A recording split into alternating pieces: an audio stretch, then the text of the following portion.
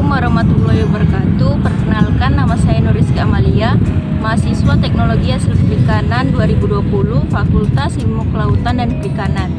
Pada kesempatan kali ini saya akan menyampaikan materi tentang potensi ekonomi yang ada di Kepulauan Riau, khususnya di Kota Tanjung Pinang.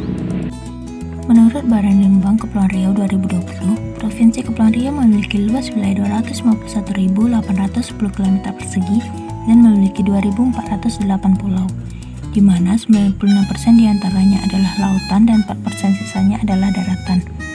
Potensi sumber daya maritim yang dapat dikembangkan di Provinsi Kepulauan Riau antara lain potensi perikanan tangkap laut, potensi budidaya perikanan dan rumput laut, potensi industri pengolahan hasil perikanan, potensi industri bioteknologi kelautan, potensi pertambangan, potensi wisata bahari, dan potensi transportasi perhubungan untuk jangkauan nasional dan internasional. Secara geografis, posisi Tanjung Pinang sangat menguntungkan mengingat letaknya dekat dengan Singapura dan Malaysia yang menjadi jalur transportasi internasional yang merupakan salah satu daya tarik bagi para investor untuk menanamkan modalnya di kota Tanjung Pinang. Potensi ekonomi maritim yang ada di kota Tanjung Pinang meliputi sektor pariwisata, kawasan wisata atau budaya, dan kuliner. Destinasi yang ada di kota Tanjung Pinang yang pertama yaitu Kampung Kelampagi yang terletak di dekat Pulau Dompak. Memiliki hamparan pasir putih yang bercampur dengan tanah kemerah-merahan, hutan mangrove, dan terumbu karang. Selain pantai yang indah dan hutan mangrove, kita juga bisa menikmati makanan-makanan khas kota Tanjung Pinang yaitu seafood yang berada di rumah makan Kampung Kelampagi. Destinasi yang kedua yaitu Pulau Terkulai. Pulau Terkulai terletak di antara Bintan, Batam, dan Tanjung Pinang. Keindahan dasar laut di pulau ini menjadi daya tarik wisatawan untuk melakukan snorkeling, diving, dan juga dapat dikembangkan untuk investasi kawasan pantai pesisir dan laut. Yang ketiga yaitu Tanjung Sekatap yang terletak di Pulau Dompak atau lebih tepatnya di depan LAM, Lembaga Adat Melayu. Di pantai ini terkenal dengan sebuah objek bernama Batu Bolong, yaitu sebuah batu yang berada di laut kurang lebih 5 meter dari pantai. Batu ini unik karena tengahnya berlubang dan hanya terlihat jika saat air laut sedang surut. Jika sedang pasang, batu itu tenggelam. Namun akses ke Tanjung Sekatap masih sulit karena jalannya yang sempit dan belum beraspal. Yang keempat yaitu Pantai Trikora. Pantai Trikora menjadi objek wisata dengan airnya yang jernih dan dangkal.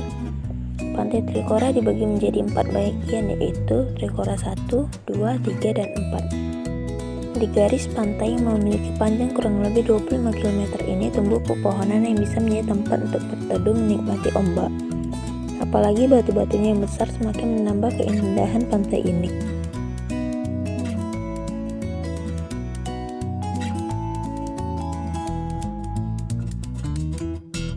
Akses menuju Pantai Trikora pun sudah bagus dan lebar hingga dapat dilalui oleh 2 jalur. Yang kelima adalah Danau Biru yang terletak di Desa Busung. Danau Biru memiliki pemandangan cantik berupa danau luas yang berwarna biru cerah. Danau Biru merupakan cekungan bekas area pertambangan galian pasir. Saat masih beroperasi pada 1980-an, hasil tambang pasir di tempat ini diekspor ke Singapura. Saat tambang tersebut sudah tidak beroperasi, lubang bekas galian terisi air hujan secara alami sehingga akhirnya membentuk sebuah danau. Masyarakat setempat lalu mengelola tempat itu menjadi sebuah objek wisata yang sangat menarik untuk dikunjungi. Yang keenam adalah Pantai Berakit. Pantai Berakit terletak pada wilayah Desa Berakit. Pantai Berakit memiliki hamparan pasir putih membentang sepanjang bibir pantai dan kawasan tanaman bakau yang sangat rindang. Pantai Berakit berpotensi untuk budidaya rumput laut. Yang ketujuh yaitu Desa Pengudang. Desa Pengudang terletak di Kecamatan Teluk Sobong, Kabupaten Bintan. Desa Pengudang berasal dari kata udang. Dulu daerah ini terkenal sebagai daerah penghasil udang. Sekarang pun udangnya masih cukup banyak. Di Desa Pengudang kita bisa menyusuri hutan mangrove dengan menggunakan speedboat dan melihat pantai Batu Junjung. Desa Pengudang juga telah ditetapkan sebagai habitat dugong dan habitat lamun. Yang kedelapan adalah Pantai Tanjung Siambang. Pantai Tanjung Siambang terletak di Dompak. Pantai Tanjung Siambang memiliki air laut yang jernih dan pasir yang putih. Fasilitas yang ada di Tanjung Siambang adalah restoran yang menyediakan makanan khas olahan seafood dan pondok-pondok yang berdiri indah di bibir pantai Tanjung Siambang. Yang terakhir adalah Treasure Bay Bintan. Treasure Bintan merupakan kolam renang terbesar di Asia Tenggara. Luasnya mencapai 6,3 hektar dan memiliki panjang 800 meter. Dengan keindahan alamnya patut membuat banyak wisatawan berminat untuk datang ke Treasure Bay Bintan. Kemudian kawasan wisata budaya atau sejarah yang ada di kota Tanjung Pinang.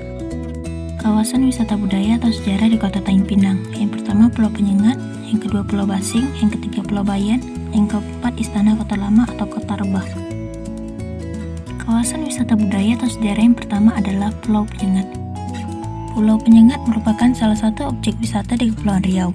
Peninggalan bersejarah di Pulau Penyengat diantaranya adalah Masjid Raya Sultan Riau yang terbuat dari putih telur, benteng di Bukit Kursi, musyaf tulisan tangan Al-Quran, dan balai adat yang ada di Pulau Penyengat. Untuk mengelilingi Pulau Penyengat, melihat situs-situs sejarah yang ada di Pulau Penyengat, kita bisa menyewa becak motor yang ada di Pulau Penyengat. Untuk sampai di Pulau Penyengat, kita menggunakan kapal kecil atau yang biasa disebut pompong. Dari Tanjung Pinang ke Pulau Penyengat memakan waktu lebih kurang 15 menit. Kawasan wisata budaya yang kedua yaitu Pulau Basing. Pulau Basing terletak di depan pantai Tanjung Siambang, Dongpak.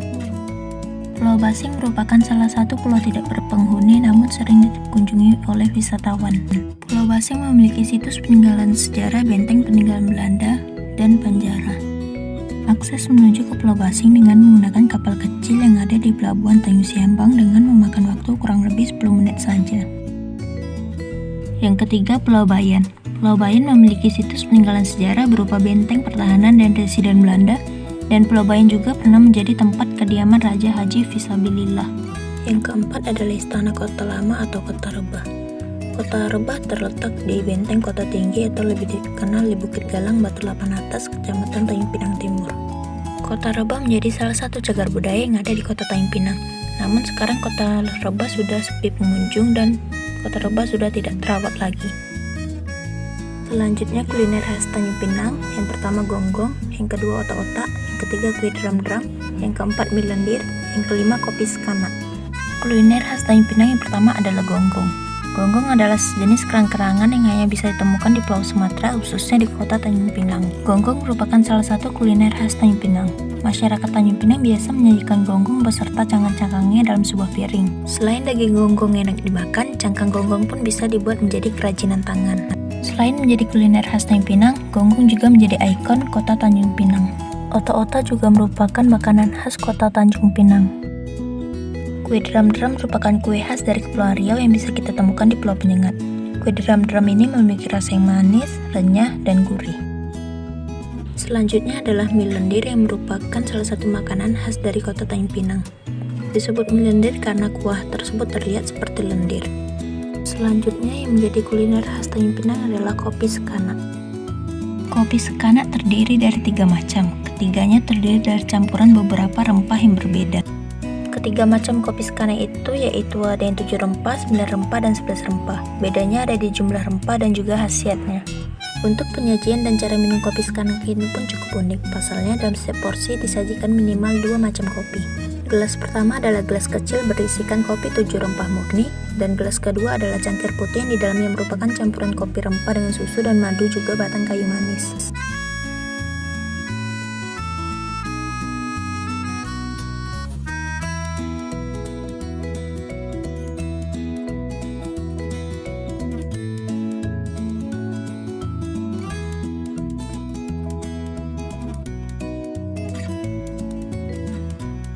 Demikian potensi ekonomi yang ada di Kota Tanjung Pinang, semoga bermanfaat. Terlebih kurang saya mohon maaf. Wabillahi taufiq wal hidayah. Wassalamualaikum warahmatullahi wabarakatuh.